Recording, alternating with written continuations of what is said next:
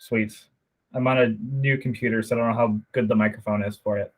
So my name's Andrew. I'm one of the patient tech specialists at CS Mott Children's in Ann Arbor, Michigan. One of the things that really put kind of our program on the map internally was kind of our work with our physical and occupational therapists. To give some background kind of on our program, we were started as like a vendor through like a third party organization that kind of got absorbed into a number of different organizations that you guys all know and love, like Mott and Game Changer specifically, kind of absorbed kind of like our organizations, and I got absorbed into Mott. So anyway, kind of this program started with us working with physical and occupational therapists on our adult units, and specifically we used a lot of virtual reality. We'll get into VR and some of the specifics.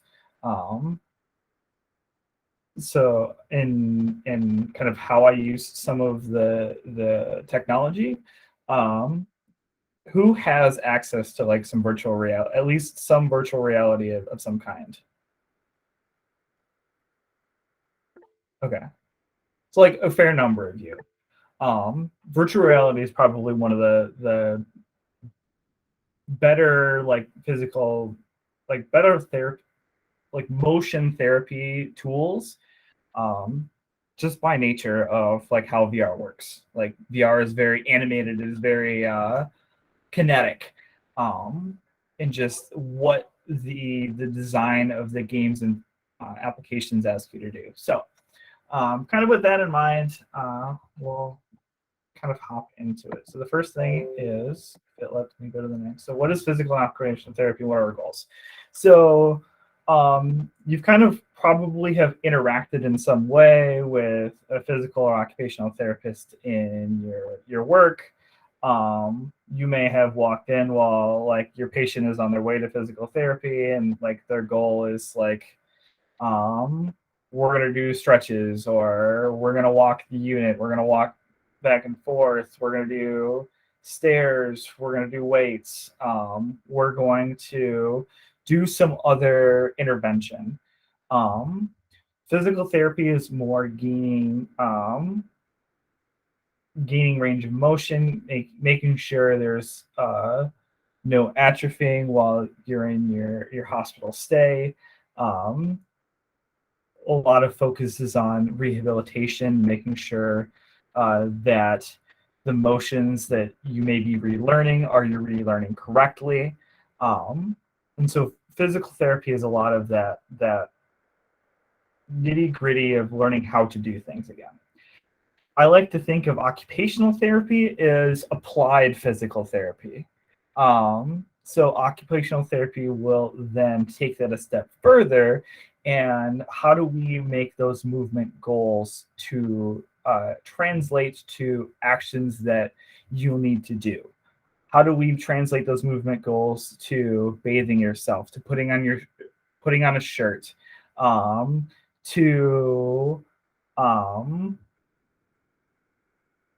drinking water, like physical actions, eating, that you might have, that you'll use that physical motion to do. So I kind of think of occupational therapy as like more of applied PT. And I know there's no occupational therapist here to yell at me for that definition, because they will, but that's kind of how I view it. So specifically, the therapy goals that generally happen in the hospital. So we want patients to get stronger, especially if we've got like a patient in like a motor vehicle accident that's kind of been sedated for the last week. So they get unsedated, and okay, so we have to build some of that motion back because you've been lying in bed for a week. This is just a random example. So PT and OT will definitely get involved with that. Facilitate functional mobility. The same thing. Let's say you're in a motor vehicle accident and you had a traumatic brain injury. and you're kind of have to relearn how to walk, or relearn how to grab things, or relearn how to move around, interact with your environment. That's the goal there. Improving activity tolerance. It's how long we can do activities before we get tired, or we get frustrated, or we get really discouraged. That is something that we really help with, that specific goal. Patient technology can really help with. Prevent deconditioning during prolonged admissions. This is another one that I get called to help with a lot. Specifically, we get a patient that, like, I get a heart patient that I'm working with right now, that I was asked, hey, I just need him to move around. I just need him. He's laying in bed playing video game, like playing video games and watching TV. I need him, like, if you can get him up and moving around, so he doesn't have any like contraindications that may suggest that, like, he's prone to falls, or he needs to relearn activities. He just needs to, like, get motivated to stand up every couple hours and move around, to walk the units every couple hours, stuff like that. That's not stuff that, like, a physical therapist is really required to facilitate, but it's something that is important for the patient's recovery. So patient technology can be one of the tools that in the arsenal to help with that, and ultimately help the patient go home safely. So we're less involved in that activity, but, like, occupational therapy is really involved in, like, getting patients, having the patients understand the game plans of, like, how to safely do activities, like how to safely bend over and grab things on the ground, now that you have decreased balance, or how to eat properly, like stuff that translates to at-home activities when you're not under intense supervision that you would be in the hospital. So I've got a few videos of kind of like how we would utilize some of the technology. So this first one was using virtual reality. This patient is one of our heart patients that we would work with. And his main goal that we needed him to work on is activity tolerance, and preventing him from deconditioning.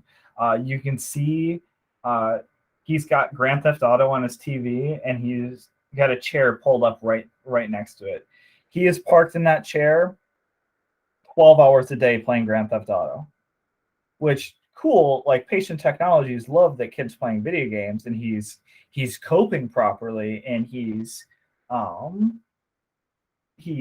not bored. He's got activities. He's out of the nurse's hair. He's not asking for a whole lot.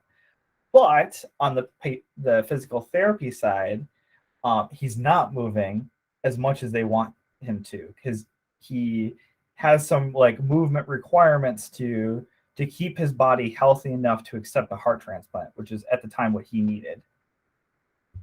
So I'm going to play this video so you can kind of watch how the physical therapist is, like, positioned behind him and working with him. If I can find my cursor. Can you guys hear anything?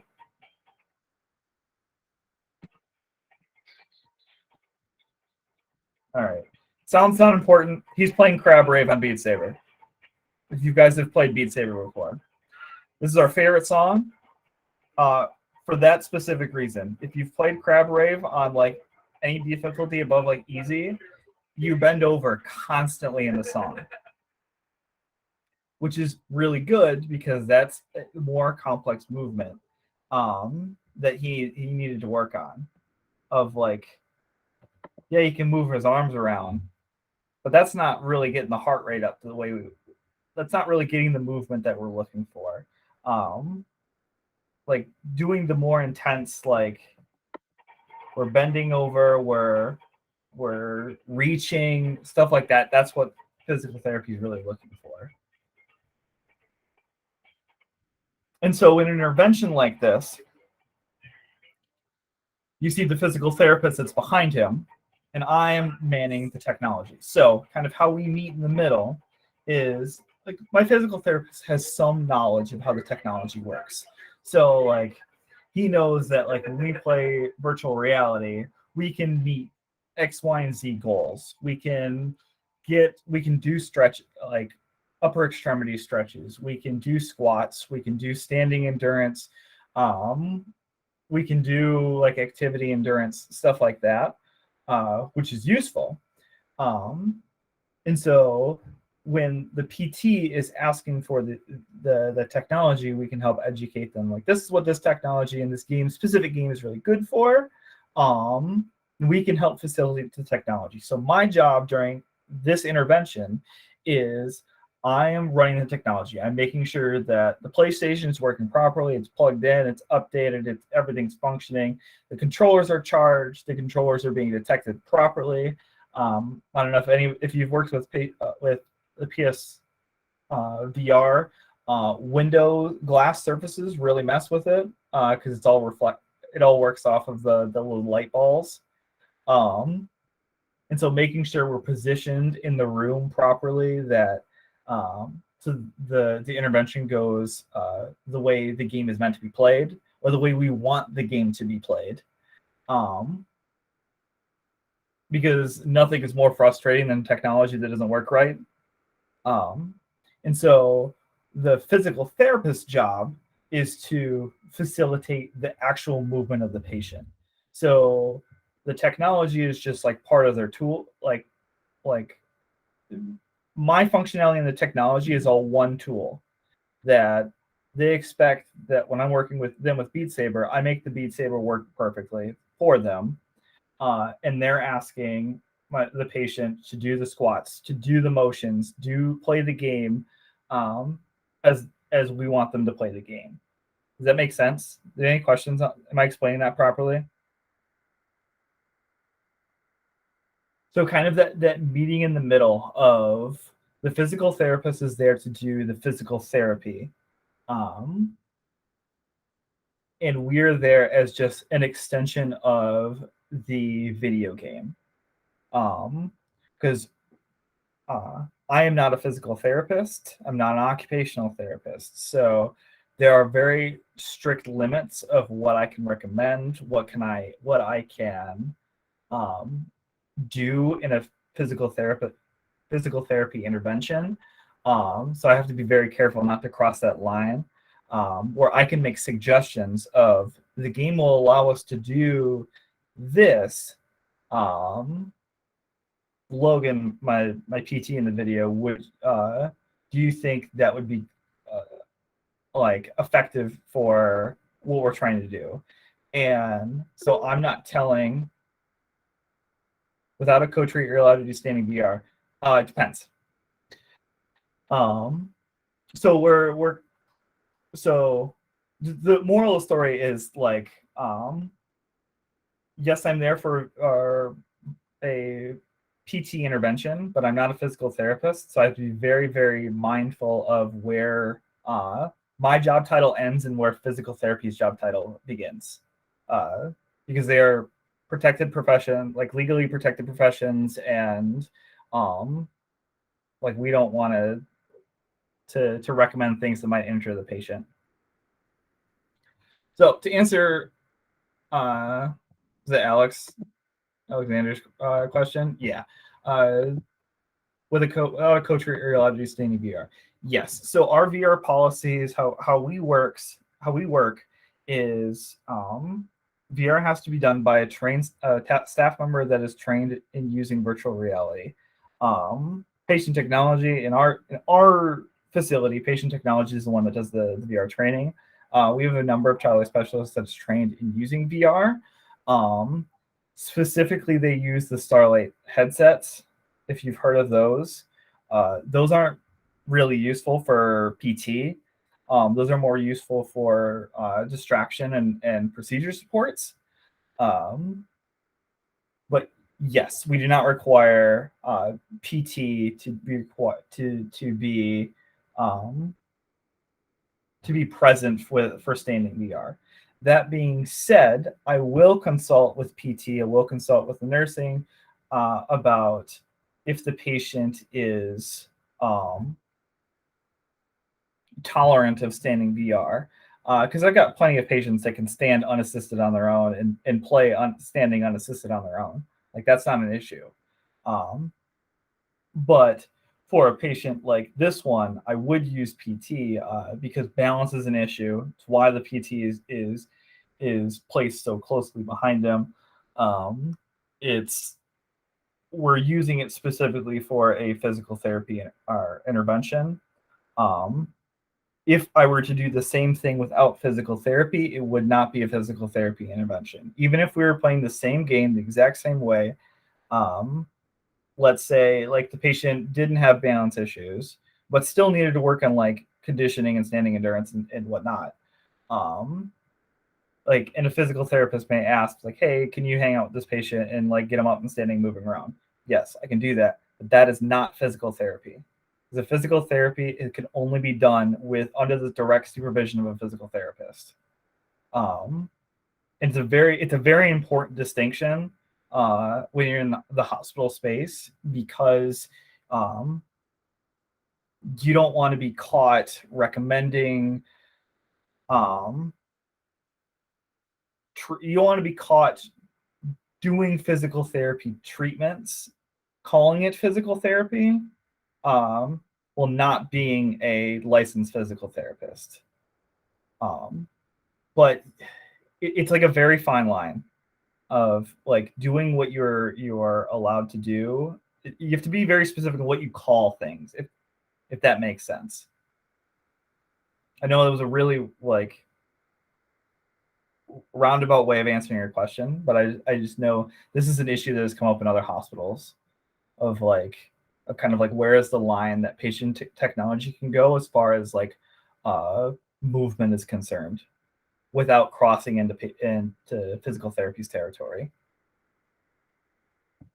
So I'm going to go on to the next bit because VR, we also use like augmented reality. This patient right here is using a specific app that was designed for our hospital. It's called Arise by Spellbound AR. I think it's beginning to evolve outside of our hospital. Essentially, the game is like Animal Crossing, where you've got like this beach that you're building buildings and whatnot. And some of the animals inside of this beach that you're building give you quests. So like, hey, can you go talk to the clownfish for me? And so the clownfish means one of the stickers that we have on the wall around our unit. That's a clownfish sticker. So you have to take the device and you have to walk it to the clownfish sticker to then pass the quest. So that's getting the kid moving around, moving from A to B, exploring the unit in a very like controlled area where we want them to explore. They're holding a heavy device while they're doing so, like and like the endurance, like this kid's holding it up and doing things. That's the activity endurance. And we're doing this mostly because like this is something that's more interesting than just do laps around the unit. Like you're gonna get a kid to do a lap around the unit like once or twice, and they're like, I want to watch SpongeBob instead. Like, so like using these tools of augmented reality. The same thing goes for virtual reality as well. Virtual reality almost more so. For instance, like when we were doing, if we go back to, if you want to go back for me, when we go back to the video and he's moving his arms around. So if you think about a song in Beat Saber has like 300, 400 notes, that's 300, 400 reps of like stretching your arms out. You ask any patient, reach your hand up and do this 500 times, they're gonna look at you like you're an idiot. Like they're not gonna comply with that ask. So what you're doing by using these tools is making them more likely to comply with kind of what with what their eventual physical goals are going to be.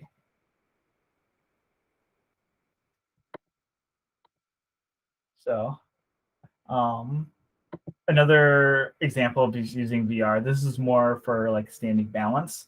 And you see our physical therapist is like really keeping a close eye on his balance and how he's working. The game he's playing is called Eagle Flight, and the functionality of Eagle Flight is you control by tilting your head left and right and up and down. And so you're tilting your head and part of your body left and right while you can't see the room around you. So that's going to really mess with kind of how you perceive your body. Your brain thinks your body is moving. So your brain has to really learn how to trust your inner ear and trust your proprioception of like where your body is in space. And so we're utilizing the VR to kind of take those visual checks that your body can use to kind of check against your proprioception to to back up to divine proprioception.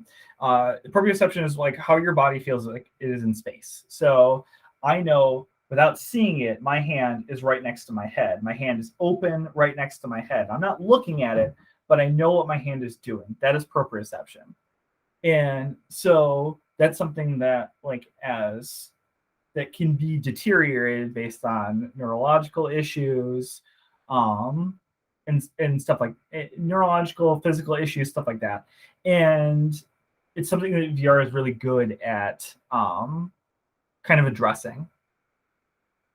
We'll get into more examples of that later.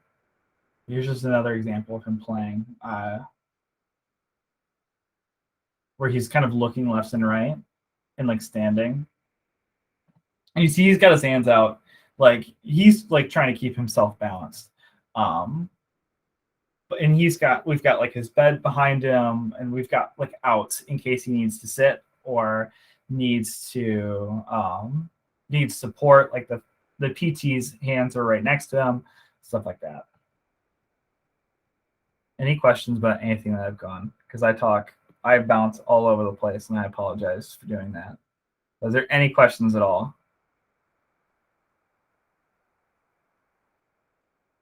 Cool. All right. So I've also done a lot of stuff that's like non-VR. So I mentioned like PT might ask us, hey, can you get him to like stand up and move around? One of the easiest way to do that is just like having kids. All right, we're gonna play video games. We're gonna play standing up. We're gonna do like some endurance standing up.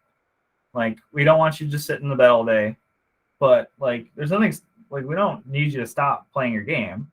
So let's just stand up and play. We're both gonna stand up and play together and stand next to each other and play.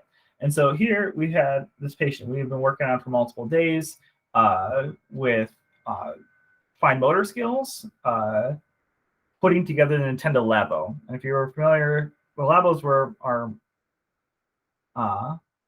easier for us to use pre-COVID. Now they're really difficult for us to justify because they're cardboard. But what we do is like we'd follow the directions over like a course of multiple days. So it's like a nice long project of what we did, and we put together, I think this one was a motorcycle. So he put this motorcycle together with me as just like an intervention of like, let's do something that's like more fine motor, which is cool. This wasn't PT, by the way, because I wasn't working with a physical therapist in doing this. So the PT had come in eventually and asked us, hey, can we like they hadn't asked us, but they're trying to get him to tolerate using the walker because he had I believe abdominal surgery, and he needed to get up and moving around, but walking unsupported was extremely difficult for him. But he was really embarrassed by using the walker. He thought only old people use walkers. I'm not old. I'm a kid. I don't want to use the walker. And that's kind of like that was his thought process that he had talked about. So one of the things we did is like, well, you like playing with your motorcycle. We're just going to tape the motorcycle to your walker. So we did. We taped the top of the motorcycle you see here. Like he's holding it like where he wants it, and like we're directing it where he wants it, and then we just tape it to the walker. And so now he is not walking his walker. He's riding his motorcycle. It's very, very distinct. Don't tell him he's walking his walker. He's driving his motorcycle. And like this is that was the goal of he's now compliant using the walker. Yeah, I'm calling it motorcycle. He's compliant using the walker. And so like that's some of the stuff that we can use the technology to facilitate. Because like I said earlier, you ask the patient to do these grabs. Okay, you got to grab up high, do this. I've done 10 reps and I'm already done. No thanks. You ask a kid to do Beat Saber. All right, that's a video game. That's fun. I'm going to jack up the settings so all the blocks are coming out up here. And I'm doing this. I'm reaching. I'm grabbing. I'm like really reaching to grab that one over there. And 5 minutes go by and I've done 500 reps and I have no idea. Not a clue that we just tricked you into doing your PT. Not only doing your PT that we wanted you to do, we've done 10 times the PT we had expected you to do. We'd expect you to be compliant for when we originally wanted you to do those like upward grabs. So like that's the kind of like value.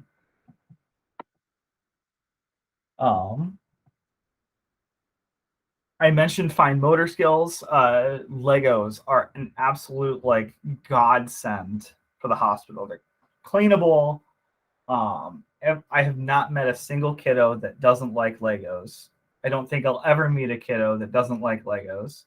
So they're all ages, not all ages. Like there's a beginning where you can start playing with Legos, but like teenagers will love playing with Legos. Young adults like playing with Legos. Kids like playing with Legos. They're perfect.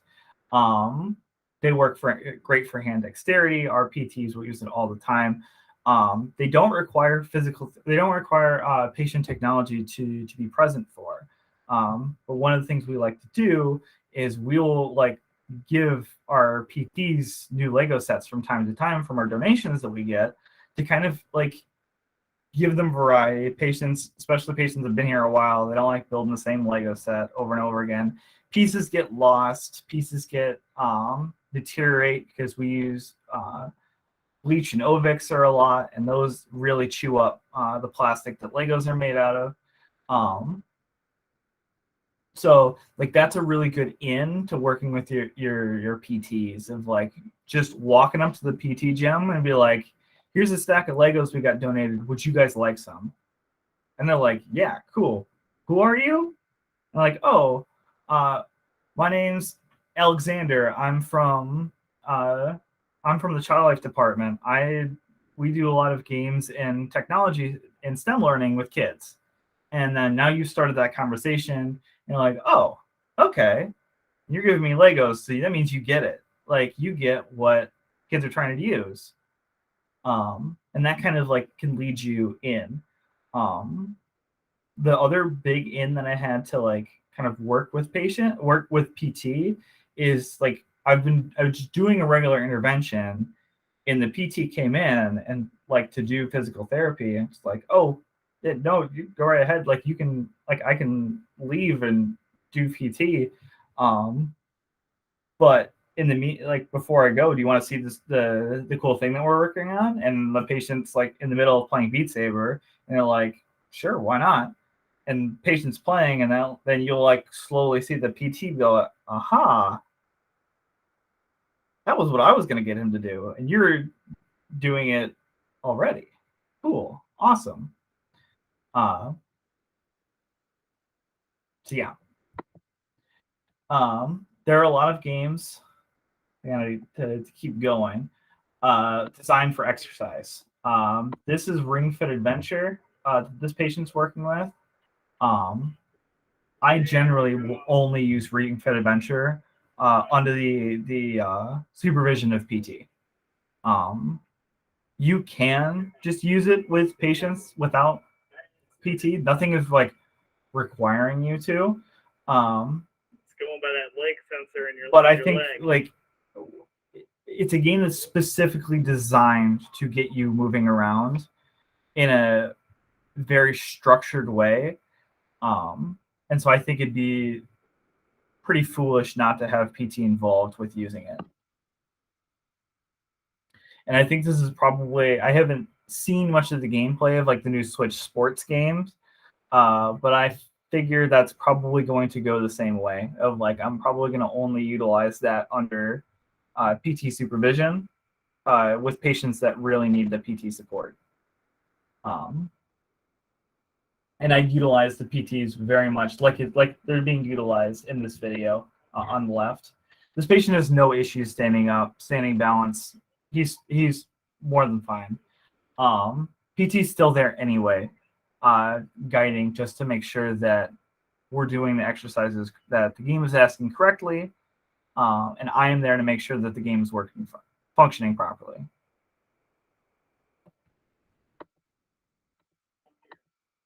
All right. And the last bit that I really love, this is my favorite project that we ever worked with a patient. So right here, I've got a double amputee, an arm and a leg amputation. His goal that he's working towards, specifically for his leg, is he's eventually going to get a prosthetic leg. And functioning, because he's got below the knee amputation, he's prime candidate to get a prosthetic. And so he's going to have to learn how to utilize it.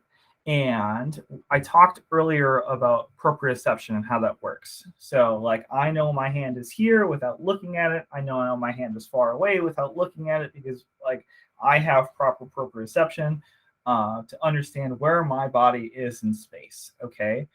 You lose a limb, I don't have those nerves telling me where my body part is in space. Okay. So if you look on my video on the right, what we had done is we had taken some towels and like we took apart his boot and we made a fake leg for him with towels in his boot, kind of give it some support. We strapped an Oculus Rift controller. I don't know if you can see my mouse. We strapped an Oculus Rift controller to the end of it. And I have like my Oculus sensors. You can kind of see them down here in front of them.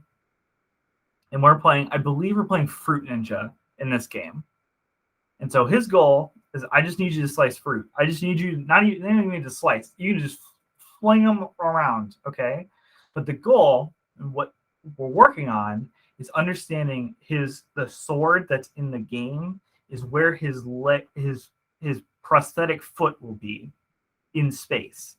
And you have to move your leg around and without actually seeing your leg as you're walking, because that's how walking works. You're not standing watching your feet as you walk around. That's not how like humans function. So you have to understand proprioceptively where your legs are in space. You add into the fact that you have lost all the nerves below the knee in that one leg because it's gone, and you're using a metal and plastic limb eventually. So you need to train your brain to figure out and kind of extrapolate where things around your body are going to be, like where that prosthetic is going to be. So that is the goal with us using the our prosthetic leg in our game, is like he has to translate the sword that is not where his body is. The sword is a foot and a half in front of where his leg ends. he has to then translate utilizing that sword properly. And so he's controlling where the sword is placed by moving his leg in space. So like that process of like kind of like figuring out the cause of effect of I move my leg here, that object in the game moves there. That process of training is a very similar process that he'll have to utilize when he learns how to walk with his prosthetic. So that's the goal of utilizing like that was the therapeutic goal we're working towards. And that is very difficult to do like outside. It's very difficult to do in real life. So yeah, that is kind of like that was the goal of this procedure. And when my title is like nothing is too ridiculous, who would have ever thought to first off, we're strapping VR to his feet. Like when Oculus made the Oculus Rift, they designed it for hands.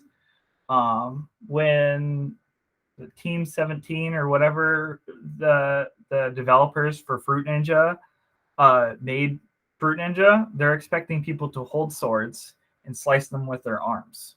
Okay, so none of this is in the instruction manual. Like nothing that we're doing here is in any documentation that like, oh, this is intended. We're adapting the game to fit our needs. And so that is where the patient technology specialist comes in. That's why the utilizing this technology like this is kind of like a two-person deal. We have our physical therapist that has the goal of like, all right, the patient needs to work on this, but we can adapt our equipment. Can our patient technology, can we adapt our equipment to like meet that goal? And patient technology goes, we can try. And it's just trial and error, and we're figuring out. That prosthetic leg probably fell off 10 or 15 times off his leg until we got it right. We had to reposition the cameras 5 or 10 times to make it so his knees didn't obstruct the headset and the camera, so like everything functioned properly. And because like if they lose view, then things start flying off in areas in directions you don't want them to. So like that's why patient technology is very important, because the physical therapist can't like be worrying about the tech issues that goes on. Like that's our job, is to worry about the tech issues and worry about how to translate the technology into what the physical therapist is looking to do with the patient.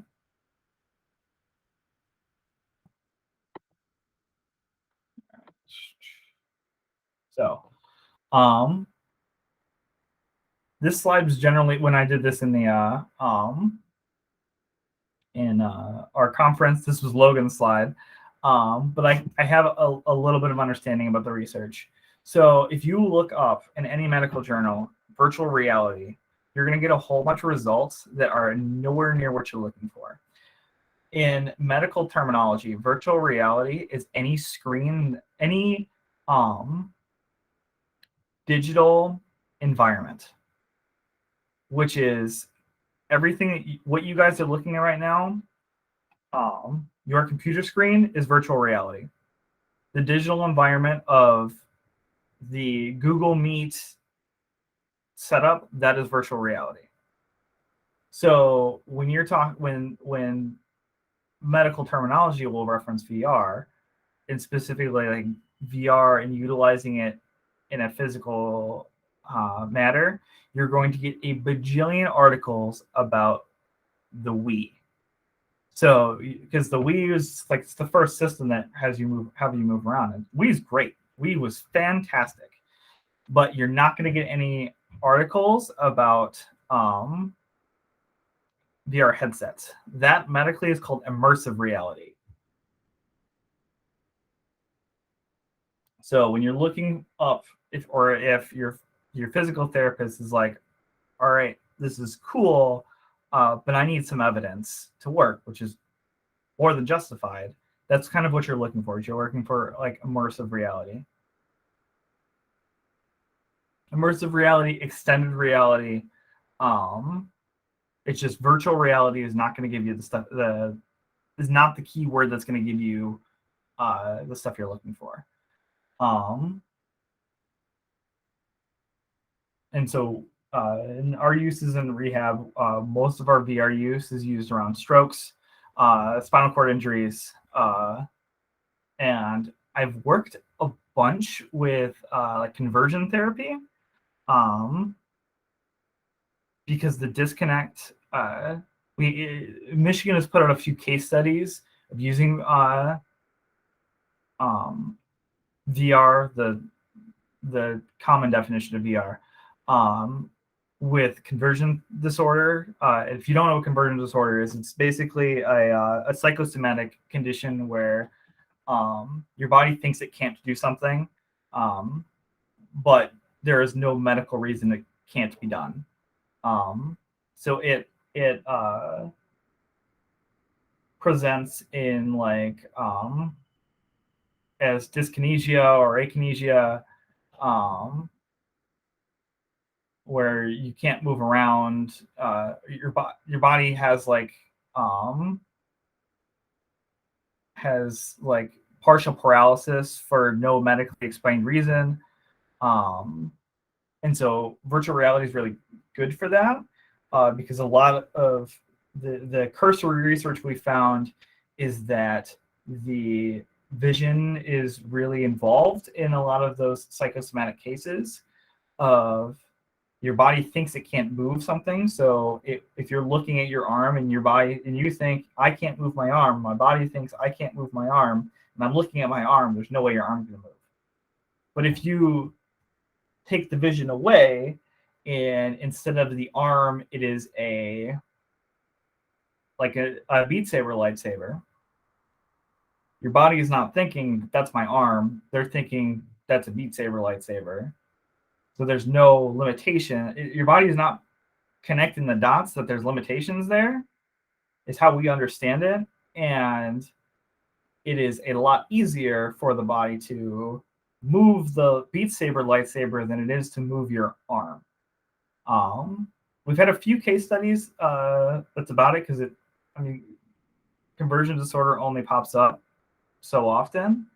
But it is my favorite, most fascinating use case. I've had a patient that was like presenting full-blown like paralysis, barely moving anything. And in an hour session from doing this in a power wheelchair, playing Beat Saber unassisted on expert mode in an hour. So the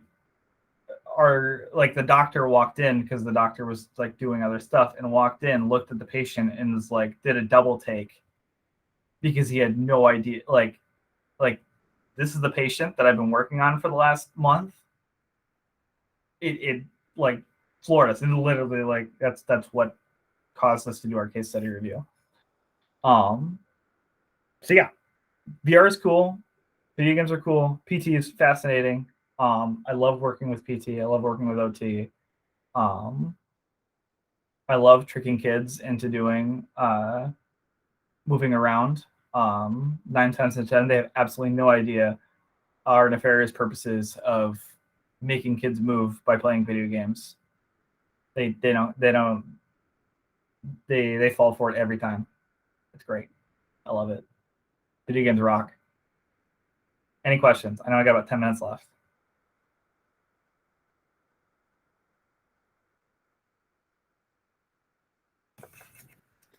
For context, what's your for context, what is your hospital's like rehab situation? Like, we don't have a rehab. We have rehab specialists, but we don't have a rehab unit. We do have a rehab unit. So our hospital, we have a we have a 32 bed rehab unit, but that rehab unit's like those beds are shared with our like stable vent unit, our nephrology unit.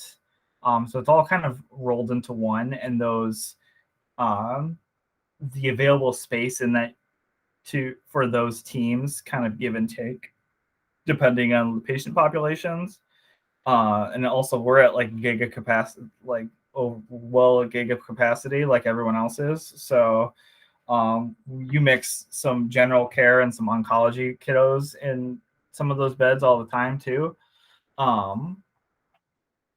So we do have we have a rehab unit. Generally, like the rehab kiddos that are seeing PT, like PT and OT both, like twice a day. We probably have like 5 or 6 kiddos in that category at any given time. A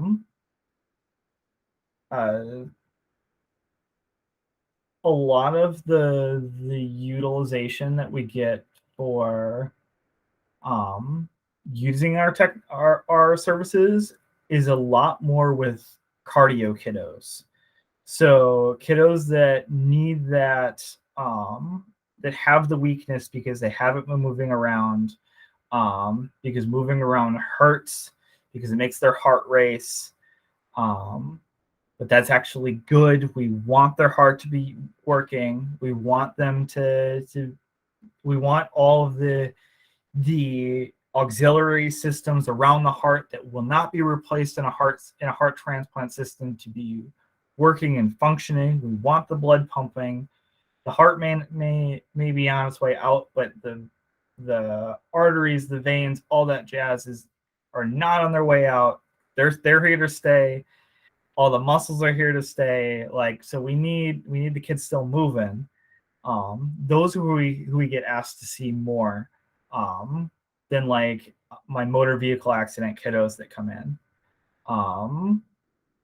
I get some asked with some of those kiddos, but I work. Those will get more we have a rehab engineering team, and I'll work more with my rehab engineering team with those patients rather than physical therapy. There's not really much intervention that the interventions those patients require generally are a lot more surgical than just like reconditioning and retraining the brain and the muscles, if that makes sense. For sure. And video games don't help with surgery at all. We tried. When you anesthetize them, they don't play video games very well. I don't know. I've heard about VR being used instead of anesthesia. Yeah, I will not be the first to sign up for that. Mark, do you have any other advice when beginning co-treats with their staff?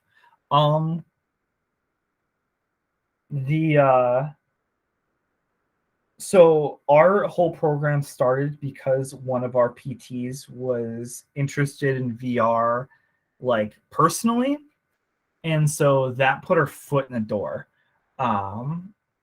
because like he had a VR headset, he's following VR because like he thinks it's really cool. He's a gamer at home, stuff like that, and so that he kind of like understood that like VR is really animated, it's really kinetic, and that's what we like. That's kind of like that's the goal. That's the goal of PT is to be animated and kinetic and moving around. And so like that's kind of our goal. And he couldn't justify like purchasing VR equipment because it's not cheap. It's not like medical equipment expensive, but it's really hard to justify in a budget that is strongly dictated by insurance dollars. It is really easy to justify expensive medical equipment to insurance companies, but a PS4 is really hard to justify to an insurance company. All of those are fantastic, Alexander. Yeah. And so finding that one champion in the team you want to work with, or you think it'd be effective to work with, is your goal. Of our, I think we've got like 15 PTs. I work with 2 of them regularly. I've got 2 champions in my PT team that actually like reach out to me and work with me. And because they like float, our PT teams like float units, like I'll go, I get a patient that I'll work with PT every week, and then I'll go 4 or 5 months without working with PT at all. That's just how it functions. So yeah, does that answer your question? Who asked that? Mark? What might be helpful when just introducing staff to this type of work to help them be more open and try this more? Also holding like lunch and learns, workshops of like, our PT gym is right next to one of our playrooms, and I literally like during lunch one day I had set up Beat Saber because I was downloading like the DLC, and so I had the thing plugged into the internet, which is like it's one of my hookups in the hospital. Like it's the playroom, and like the PTs were in lunch, and I was like walking. I was like, you know what? What the heck? What could it hurt? And I was like, hey, I have I know you guys are on lunch. I've got this game called Beat Saber hooked up in the playroom. Do you guys want to play it in your lunch? And like a few of them went over and played it, and like that was really helpful in getting PT's management, because one of the managers hung out, like came over and hung out, and like that was like he was like, oh, okay, I get it now. I get what you're trying to do here. And so that was really helpful. Because I know in most hospitals, a lot of it is really siloed. So, what are some of the go-to games for OTPT? You mentioned Eagle Flight, Beat Saber, Ring Fit, any others? Yeah, Alexander's list is really good. Anything that is kinetic, basically. Anything that requires you to look around, which is like all of the VR games. But it really depends on what your goal is. So I used Beat Saber for a patient that really needed a lot of arm movement. So a lot of conditioning. I wouldn't use Eagle Flight for a patient that needs conditioning, because Eagle Flight really doesn't take a whole lot of motion. It takes a whole lot of balance. So I would use Eagle Flight for a patient that is really working on standing balance. And I know one of the kind of tenets that a lot of patient technology specialists have kind of like harped on is the only way to know these things is to try them yourself.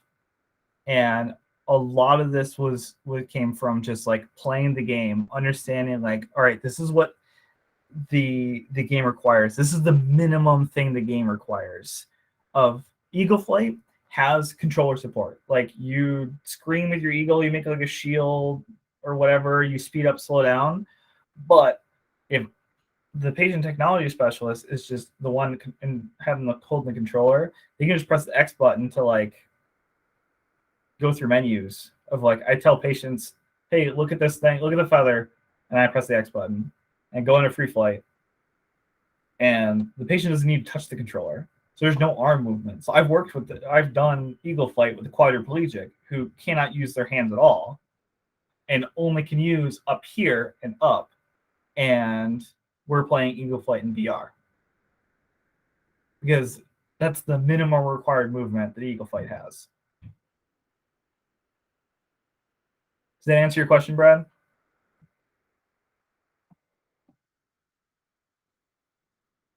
Sweet.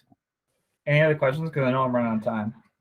Andrew, I had a quick question for you, and I'm sorry if you've already covered this. I did jump in a little late. Yeah. But how many types of VR systems do you manage and use in the hospital? Not quantity, but just types. So, um, I utilize the PSVR and I have utilized the Oculus Rift, not the Quest, the Rift. Um, I no longer utilize the Rift anymore. It it never passed infection control standards at our hospital because it's got foam. But I was able to justify it by using it so rarely that like I would soak the foam in cleaner and it would be completely dry and sterile by the time the next patient came along because it would be a week or two later by the time I'd see the next patient, or it'd be the same patient a couple days later. So I don't have to worry about like it being completely sterile because it's just the same patient's germs. Um, that doesn't fly anymore. Uh, we've been scrutinized a little bit more by infection control. So the only headset that I have that passes infection control is the PlayStation VR. And is that what you're using for all of these different instances that you're doing these All code of the treats? videos except for this one uses the PSVR. This Okay. one was actually fairly early in our development of. This is before pre-COVID, because you can tell by no one's wearing masks. So that's before infection control told us to stop using the Rift. And do you think that's really successful for just hitting all those bases that you're looking for?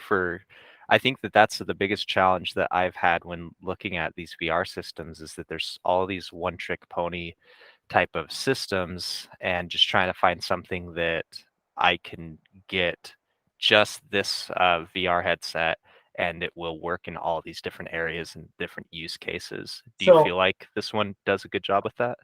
I think the PSVR can. I haven't tried doing. I like to call this feet saver with the PSVR, but based on my understanding about like the limitations and the functionality of the PlayStation, there's nothing that really might stop that from working. The only exception might be PSVR's like play area that you're allowed to be in.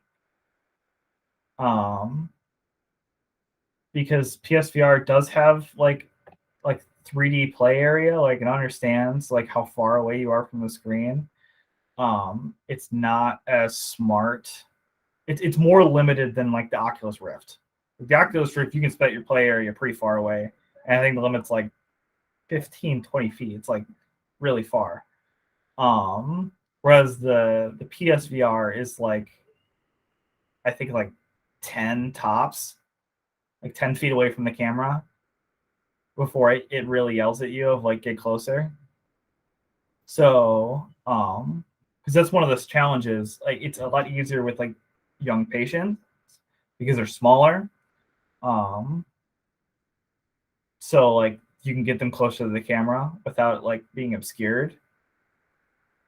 But we've got like my adult guy right here. He's like regularly like 5'8", 5'9", which means his controller is like 4.5 feet away from the headset, which makes things a little bit more difficult.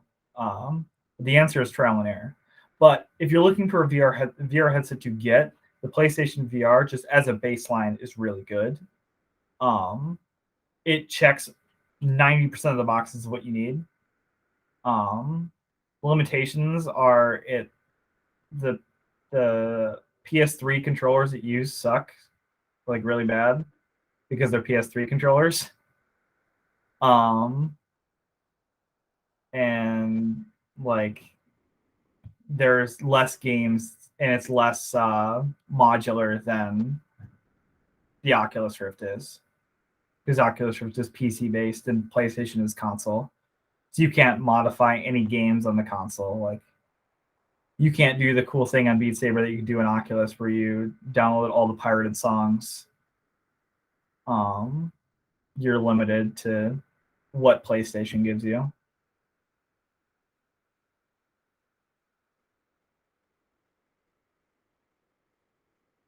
Any other questions?